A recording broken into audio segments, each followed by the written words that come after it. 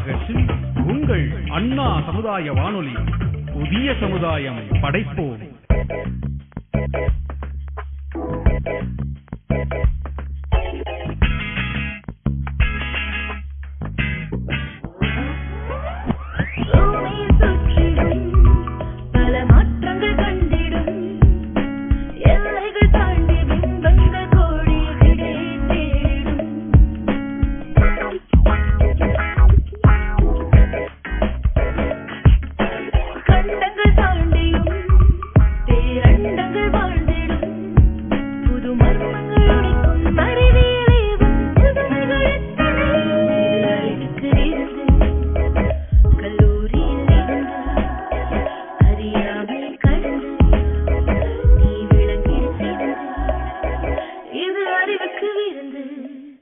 வணக்கம் நேர்களே, நீங்கள் கேட்டுக்கொண்டிருப்பது அண்ணா சமுதாய வானொலி 90.4 மெகாஹெர்ட்ஸ்.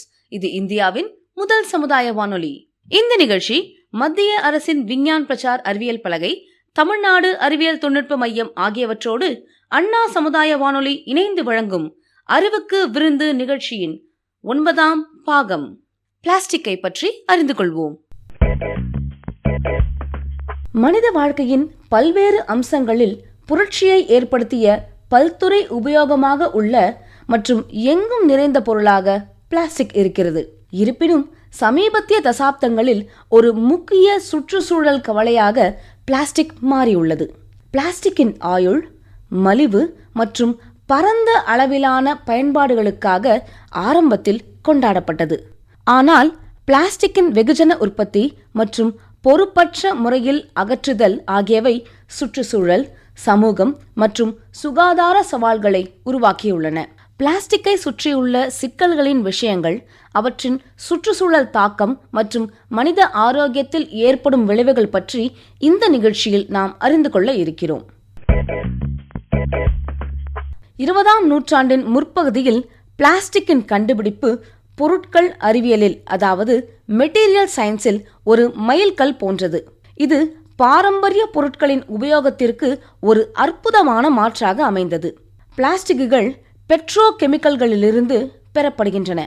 மேலும் அவற்றின் குறிப்பிடத்தக்க பண்புகள் அவற்றை வெவ்வேறு வடிவங்களில் வடிவமைக்க உதவுகின்றன.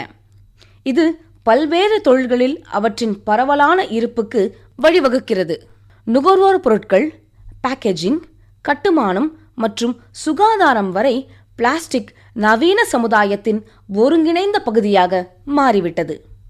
மனித ஆரோக்கியத்தில் பிளாஸ்டிக் எவ்வாறு தாக்கத்தை ஏற்படுத்துகிறது என நாம் தெரிந்து கொள்வோம். பிளாஸ்டிக்கில் இருந்து தீங்கு விளைவிக்கும் ரசாயனங்கள் வெளிப்படும். பிளாஸ்டிக்கில் பென்சோஃபினால் ஏ, அதாவது BPA என்று நாம் சொல்வோம், மற்றும் தாலேட்ஸ் போன்ற பல்வேறு சேர்க்கைகள் உள்ளன. அவை உணவு, பானங்கள் மற்றும் சுற்றுச்சூழலில் கலந்துவிடும். இந்த ரசாயனங்கள் எண்டோக்ரைன் சீர்குலைவு, இனப்பெருக்க கோளாறுகள் மற்றும் சில புற்றுநோய் உட்பட பல உடல்நல பிரச்சனைகளுக்கு காரணமாகிறது. மைக்ரோ பிளாஸ்டிக்கை உட்கொள்வதன் மூலமும் உள்ளிழுப்பதன் மூலமும் மனிதனின் வெளிப்பாடு நீண்டகால ஆரோக்கியத்திற்கு கூடுதல் கவலைகள் அளிக்கிறது.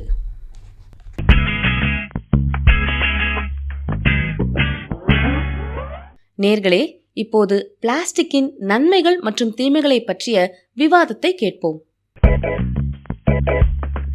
பிளாஸ்டிக் பயன்பாட்டின் நன்மை, தீமைகள் பற்றிய இன்றைய விவாதத்திற்கு வரவேற்கிறோம். எங்கள் குழு உறுப்பினர்கள் பிரச்சனையின் இரு தரப்பிலும் தங்கள் வாதங்களை முன்வைப்பார்கள். பிளாஸ்டிக் பற்றிய நன்மைகளில் இருந்து இந்த விவாதத்தை ஆரம்பிக்கலாம். மேடம், உங்கள் வாதங்களை நீங்கள் முன்வைக்கலாம். உணவுப் பொருட்களின் ஆயுள் மற்றும் புத்துணர்ச்சியை பாதுகாக்கும் திறன் போன்ற பிளாஸ்டிக்கின் பண்புகள் உணவுப் பொருட்களுக்கான நீண்ட ஆயுளுக்கு பங்களிக்கின்றன, கெட்டுப் போவதை குறைக்கின்றன. கூடுதலாக பிளாஸ்டிக் பேக்கேஜிங் உணவு மாசுபாடிலிருந்து பாதுகாக்க உதவுகிறது, நுகர்வோர் பாதுகாப்பையும் உறுதி செய்கிறது. அதன் மலட்டுத்தன்மை மற்றும் லகுரக பண்புகள் மருத்துவ சாதனங்கள், உபகரணங்கள் மற்றும் பேக்கேஜிங், நோயாளிகளுக்கான பராமரிப்பை மேம்படுத்துதல், தொற்று அபாயங்களை குறைத்தல் மற்றும் சுகாதார பாதுகாப்பின் அணுகலை மேம்படுத்துதல் ஆகியவற்றுக்கு ஏற்றதாக அமைகிறது. இறுதியாக பிளாஸ்டிக் ஆற்றல் திறன் மற்றும் பாதுகாப்புக்கு பங்களிக்கிறது. அதன் லகுரக தன்மை போக்குவரத்தில் எரிபொருள் பாதுகாப்பை குறைக்கிறது, கார்பன் உமிழ்வை குறைக்கிறது மற்றும் நிலையான நடைமுறைகளை ஊக்குவிக்கிறது. நன்றி மேடம். இப்போது பிளாஸ்டிக் பயன்பாட்டின் தீமைகளை கேட்போம். சார், உங்கள் வாதங்களை நீங்கள் முன்வைக்கலாம். நன்றி. பிளாஸ்டிக் சில நன்மைகளை அளிக்கும், அதே வேளையில் அதன் பயன்பாட்டினால் ஏற்படும் பல தீங்கு விளைவிக்கும் விளைவுகளை நாம் கருத்தில் கொள்ள வேண்டும். முதலாவதாக, பிளாஸ்டிக் மாசுபாடு ஒரு கடுமையான சுற்றுச்சூழல் பிரச்சனை. பிளாஸ்டிக்குகள் சிதைவதற்கு நூற்றுக்கணக்கான ஆண்டுகளாகும். இதன் விளைவாக நிலப்பரப்புகள், கடல்கள் மற்றும் இயற்கை வாழ்விடங்களில் அபரிமிதமான கழிவுகள் குவிகின்றன. இந்த மாசுபாடு சுற்றுச்சூழல் அமைப்புகளையும் வனவிலங்குகளையும் பாதிக்கிறது மற்றும் பவளப்பாறைகள் போன்ற பலவீனமான சுற்றுச்சூழல் அமைப்புகளை அளிக்கின்றன. இரண்டாவதாக, பிளாஸ்டிக் கடல்வாழ் உயிரினங்களுக்கு பெரும் அச்சுறுத்தலாக உள்ளது. கடல் விலங்குகள் பெரும்பாலும் பிளாஸ்டிக் குப்பைகளை உணவு என்று தவறாக நினைக்கின்றன அல்லது அதில் சிக்கி காயம், மூச்சு திணறல் மற்றும் மரணம் கூட அவ்வுயிரினங்களுக்கு ஏற்படுகிறது. மைக்ரோ பிளாஸ்டிக்ஸ் நீர்நிலைகளை மாசுபடுத்துகிறது மற்றும் உணவு சங்கிலியில் நுழைந்து மனித ஆரோக்கியத்திற்கு அறியப்படாத அபாயங்களை ஏற்படுத்துகிறது. கடைசியாக, பிளாஸ்டிக் கழிவுகளை அகற்றுவது பெரும் சவாலாக உள்ளது. மறுசுழற்சி விகிதங்கள் குறைவாக உள்ளன. மேலும் முறையற்ற கழிவு மேலாண்மை, நிலம் மற்றும் நீர் ஆதாரங்களில் குப்பைகள் போன்றவை மாசுபாட்டிற்கு வழிவகுக்கிறது. பிளாஸ்டிக் பொருட்களை எரிப்பதால் வளிமண்டலத்தில் தீங்கு விளைவிக்கும் நச்சுக்கள் வெளியேறி நமது காற்றை மேலும் மாசுபடுத்துகிறது. நன்றி சார். நேயர்களே, நீங்கள் இரு தரப்பிலும் இருந்து வாதங்களை கேட்டுள்ளீர்கள். இப்போது மறுப்பு சுற்றுக்கு செல்லலாம். மேடம், சார் எழுப்பிய கவலைகளை நீங்கள் தீர்க்கலாம். நன்றி. பிளாஸ்டிக் மாசுபாடு ஒரு அழுத்தமான பிரச்சனை என்பது உண்மைதான். என்றாலும் பிரச்சனையானது பொருட்களை காட்டிலும் முறையற்ற கழிவு மேலாண்மை மற்றும் மனித நடத்தையில் உள்ளது என்பது கவனத்தில் கொள்ள வேண்டியது அவசியம். பொறுப்பான பிளாஸ்டிக் பயன்பாட்டை ஊக்குவிப்பது, மறுசுழற்சி உள்கட்டமைப்பில் முதலீடு செய்வது மற்றும் பொது விழிப்புணர்வை ஊக்குவித்தல் ஆகியவற்றின் மூலம் இந்த கவலைகளை தணிக்க முடியும். கூடுதலாக, பிளாஸ்டிக்கிற்கான மாற்றுகள் பெரும்பாலும் அவற்றின் சுற்றுச்சூழல் சவால்களுடன் வருகின்றன. உதாரணமாக, காகித உற்பத்திக்கு அதிக ஆற்றல் மற்றும் நீர் தேவைப்படுகிறது, மேலும் இது காடழிப்புக்கு பங்களிக்கிறது. பிளாஸ்டிக்கின் நன்மைகளை நிராகரிப்பதற்கு முன் மாற்று பொருட்களின் சுற்றுச்சூழல் பாதுகாப்பை நாம் கவனமாக பரிசீலிக்க வேண்டும். நன்றி மேடம். சார், நீங்கள் இப்போது உங்கள் மறுப்பை வழங்கலாம். நன்றி. பொறுப்பான பிளாஸ்டிக் பயன்பாடு மற்றும் மேம்படுத்தப்பட்ட கழிவு மேலாண்மை முக்கியம் என்றாலும் பிளாஸ்டிக் மாசுபாட்டின் அளவு இன்னும் விரிவான தீர்வுகளை கோருகிறது. பிளாஸ்டிக்கிற்கு மாறாக மக்கும் பொருட்களை ஊக்குவிப்பது சுற்றுச்சூழல் பாதிப்பை கணிசமாக குறைக்கும். நன்றி சார். இரு தரப்பிலும் இருந்து அழுத்தமான வாதங்களை கேட்டுள்ளோம். மேடம், உங்கள் இறுதி கருத்துக்களை வழங்கவும். முடிவாக, பிளாஸ்டிக் பயன்பாடு அதன் பன்முகத்தன்மை, செலவு செயல்திறன் மற்றும் உணவு கழிவுகளை குறைப்பதற்கும் சுகாதாரத்தை மேம்படுத்துவதற்கும் பங்களிக்கின்றது என்பதை மறுக்க முடியாது. பொறுப்பான பயன்பாடு, மேம்படுத்தப்பட்ட கழிவு மேலாண்மை மற்றும் தொழில்நுட்ப முன்னேற்றங்கள் ஆகியவற்றின் மூலம் எதிர்மறையான தாக்கங்களை தணித்து பிளாஸ்டிக் வழங்கும் நன்மைகளை தொடர்ந்து அனுபவிக்க முடியும். நன்றி மேடம். இப்போது சார், உங்களுடைய இறுதி குறிப்புகளை சொல்லலாம். பிளாஸ்டிக் பயன்பாடு குறுகிய கால நன்மைகளை வழங்கலாம், ஆனால் நமது கிரகத்தின் நீண்ட கால ஆரோக்கியத்திற்கு நாம் முன்னுரிமை தர வேண்டும்.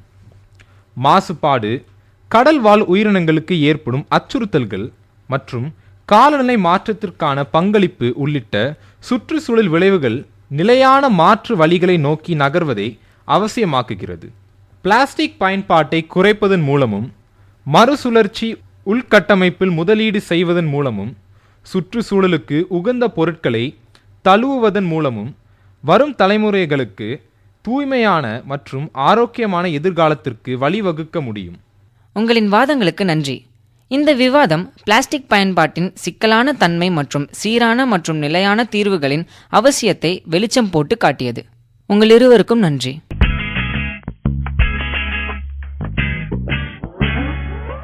நேயர்களே, இப்பொழுது நாம் கேட்க இருக்கும் பகுதி அறிவியல் செய்முறை. இங்கு நம்மோடு டாக்டர் உத்ரா துரைராஜன் அவர்கள் இருக்கிறார்கள். இவர் நமக்காக வால்யூம், அதாவது கன அளவை தெரிந்து கொள்வதற்கான ஒரு செய்முறையை விளக்க உள்ளார். வாங்க கேட்கலாம். வணக்கம். அண்ணா எஃப்எம் அறிவுக்கு விருந்து வழியா உங்ககிட்ட பேச வாய்ப்பு கிடைச்சது ரொம்ப சந்தோஷம். அறிவியல் செய்முறைகள் சிலதை கற்றுக்க உங்களை வரவேற்கிறோம்.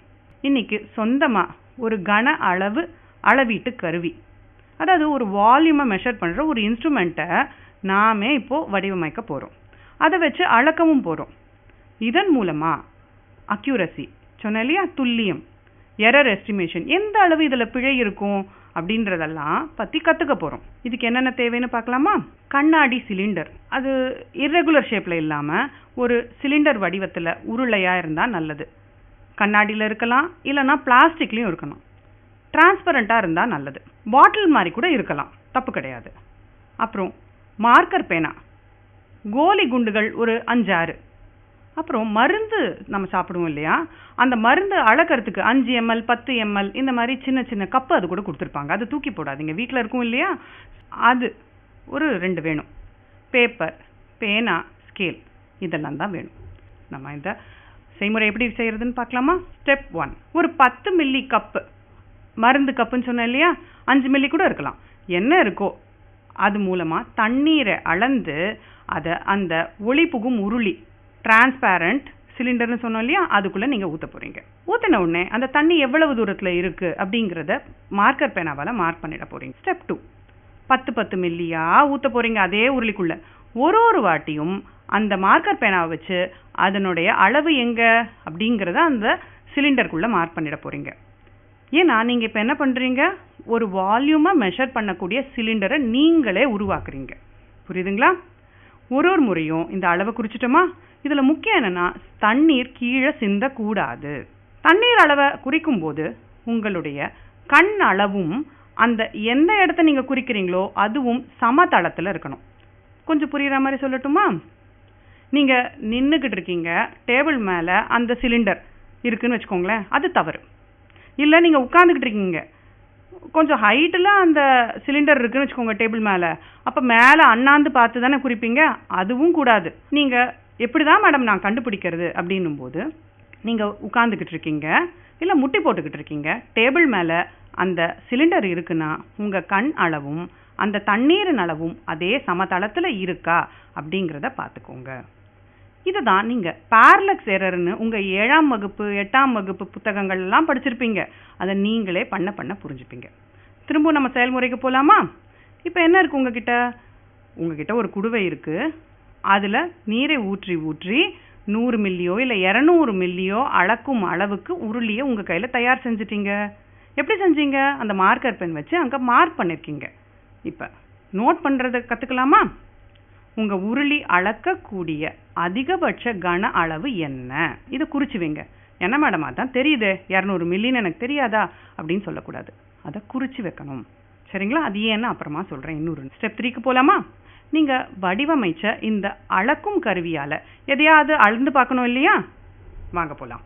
அதுக்கு இந்த உருளிக்குள்ள 100 மில்லி தண்ணியை ஊற்று. சரிங்களா? ஊற்றிட்டோமா? 100 மில்லி இருக்கான்னு டெஸ்ட் பண்ணிட்டீங்களா? இப்போ உங்ககிட்ட என்ன இருக்குது, கோலி குண்டுகள் இருக்கா? ஒரே ஒரு கோலி குண்டை எடுத்து இந்த உருளிக்குள்ளே, அதாவது தண்ணிக்குள்ளே போடுங்க பார்க்கலாம். என்ன ஆகும்? நமக்கு தெரியுமே, நீரின் அளவு மேலே போகும்.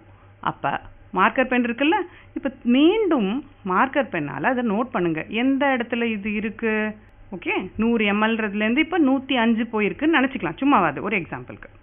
அப்போ ஒரு கோலி குண்டு போட்ட உடனே 5 ml போயிருக்கு, அதாவது 5 cc அது கன அளவுன்னு நம்ம கற்றுக்குறோம். ஏற்கனவே என்ன சொன்னேன், திரும்ப நம்ம செய்து பார்க்கணும் இல்லையா? அப்போ தான் ரிப்பீட்டபிலிட்டி இல்லை அக்யூரசி இதெல்லாம் கிடைக்கும்னு சொன்னேன் இல்லையா? அதனால் இந்த முறை ஒரு குண்டுக்கு பதிலாக 2 குண்டு போடுங்க. திரும்பவும் நீரின் அளவு மேலே போகுமா? அப்போ என்ன ஆச்சு நோட் பண்ணுவீங்களா? அப்புறம் 3 குண்டு, இன்னொரு குண்டு போட்டால் 3 குண்டு, அடுத்து 4 குண்டு, 5 குண்டு, 6 குண்டு. ஒரு முறையும் குறித்து அதை எழுதி வைத்துக்க போகிறீங்க. இப்போ நோட் புக்கில் அட்டவணையாகவோ எழுத்து வடிவிலோ இதை குறித்து வைங்க. என்னத்தை குறித்து வைக்கணும்? கோலி குண்டுகள் சேர்க்கும் முன் நீரின் அளவு என்ன? நீங்களே ஒரு சிலிண்டரை வடிவமைச்சிங்க, அதில் கோலி குண்டுகள் சேர்க்கும் முன் நீரளவு என்ன எடுத்துக்கிட்டோம்? 100 ml இல்லைங்களா? அதை எழுதி வைங்க. ஒரு கோலி குண்டு சேர்த்த பின் நீரின் அளவு என்ன? இதனோட வித்தியாசம் என்ன?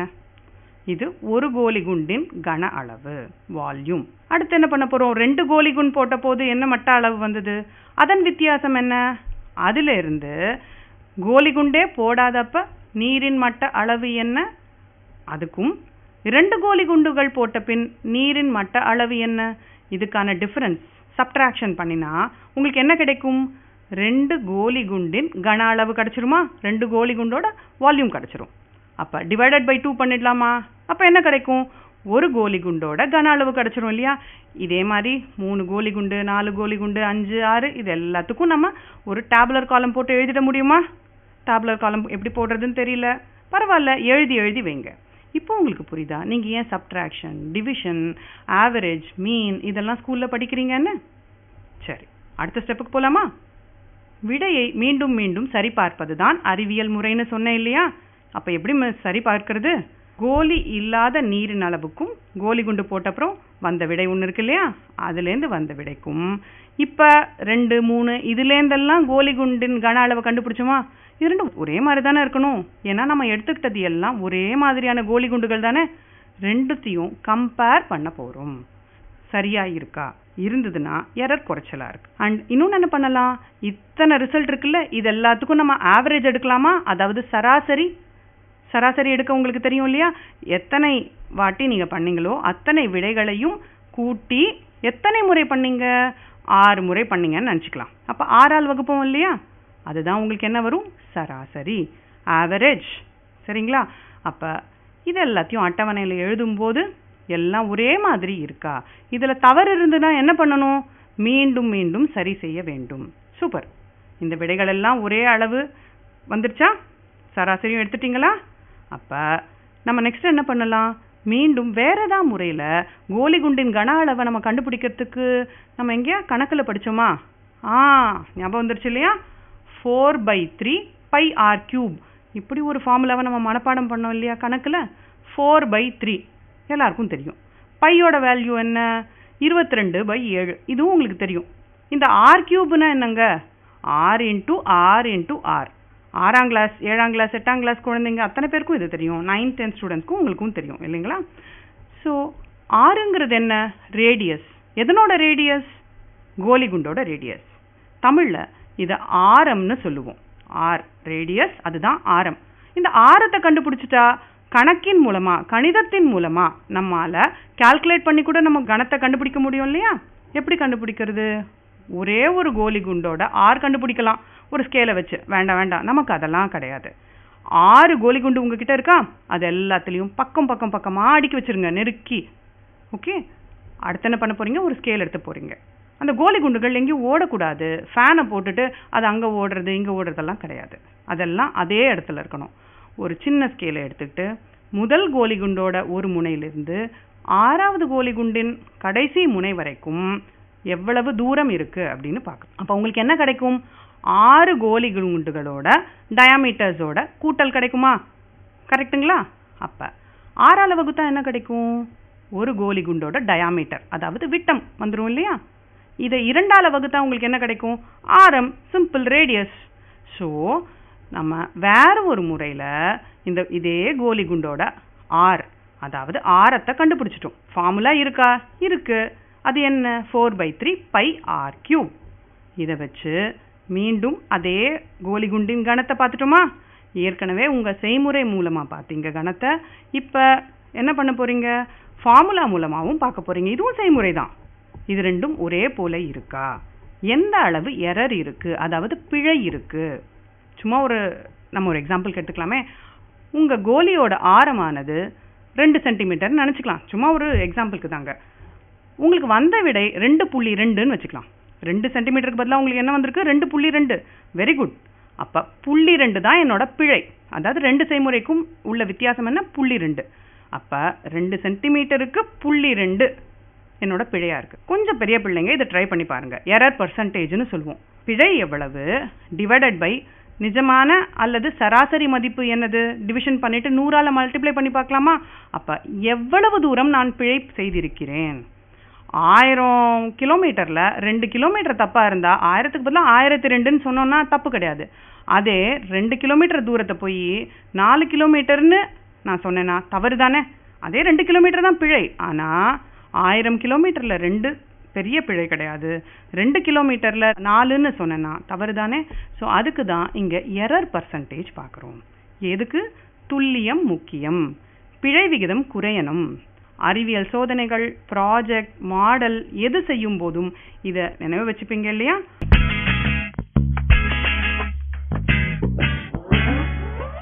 தொடர்ந்து நம்ம கேட்க இருக்கும் பகுதி அறிவியல் அறிஞர்கள்.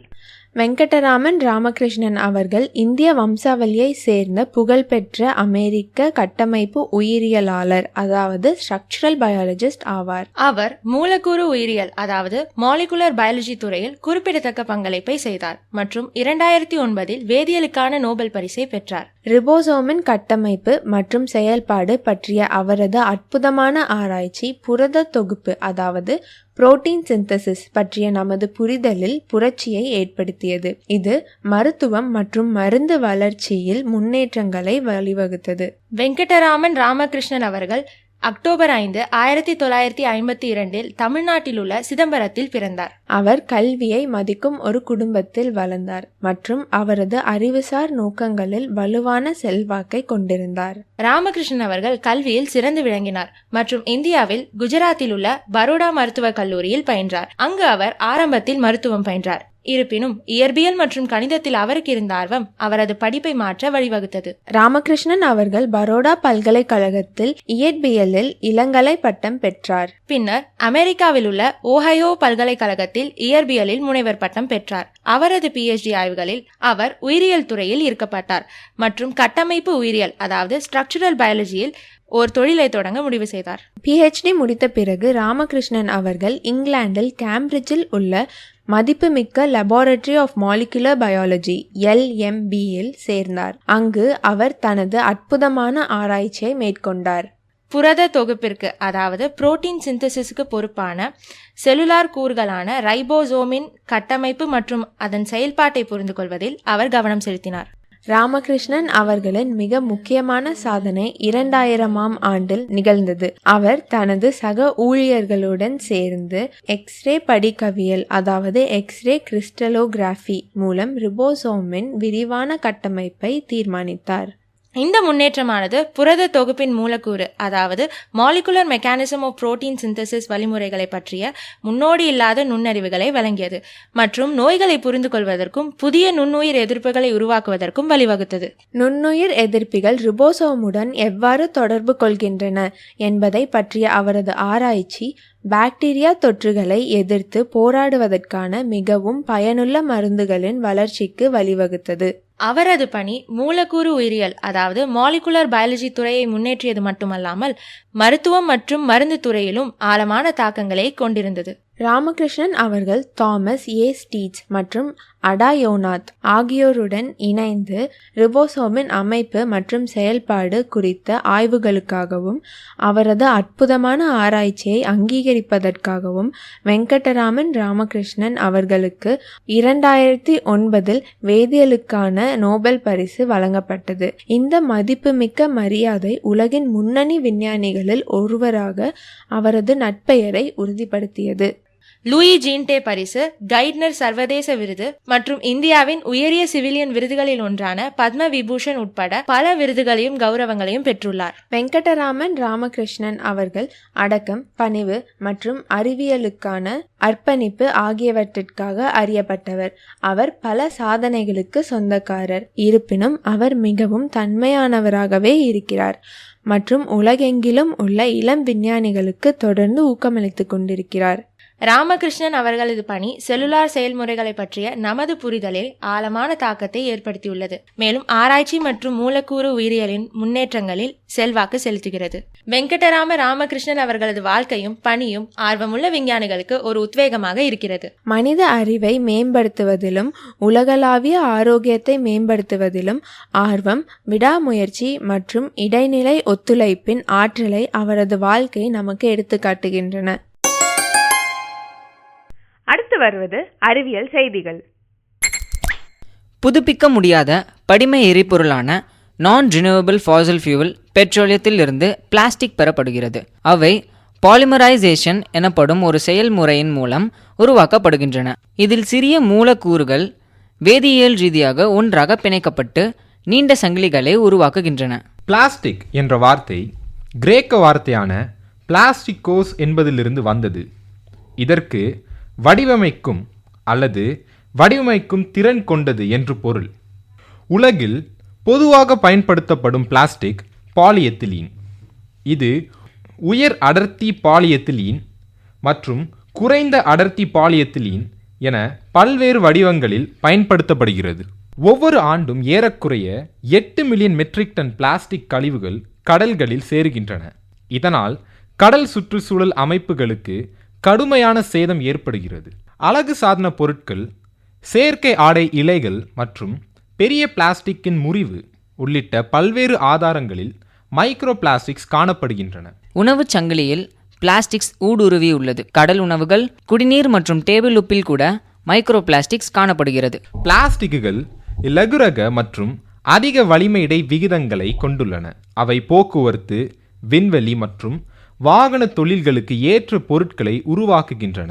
இதன் மூலம் எரிபொருள் பயன்பாட்டை குறைக்கின்றன. உலகில் பிளாஸ்டிக் பைகள் முதலில் மளிகை கடைகளில் 1970களில் காகித பைகளுக்கு மிகவும் வசதியான மாற்றமாக அறிமுகப்படுத்தப்பட்டன.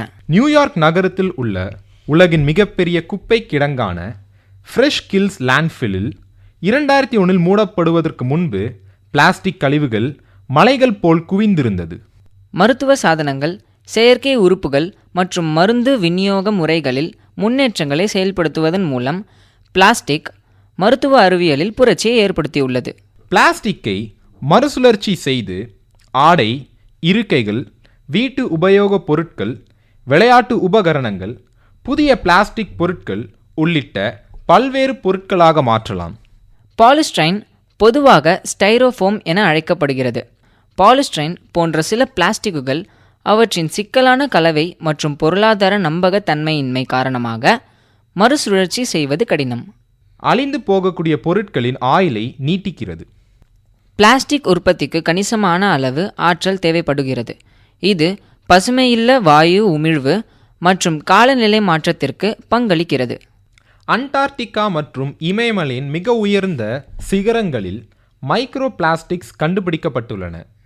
இதன் மூலமாக நம் பூமியின் தொலைதூர பகுதிகளுக்கும் செல்ல பிளாஸ்டிக்குகள் தங்கள் வழியை கண்டறிந்துள்ளன என தெரிகிறது. சோளம், கரும்பு மற்றும் பாசி போன்ற புதுப்பிக்கத்தக்க வளங்களில் இருந்து தயாரிக்கப்படும் பயோ பிளாஸ்டிக்ஸ் பாரம்பரிய பிளாஸ்டிக்ஸுகளுக்கு நிலையான மாற்றாக உருவாக்கப்பட்டு வருகின்றன. இந்த பயோ பிளாஸ்டிக்குகள் புதைப்படிவ எரிபொருட்கள் மீதான நமது சார்பை குறைக்கும் மற்றும் சுற்றுச்சூழல் பாதிப்புகளை குறைக்கும் ஆற்றலை கொண்டுள்ளன.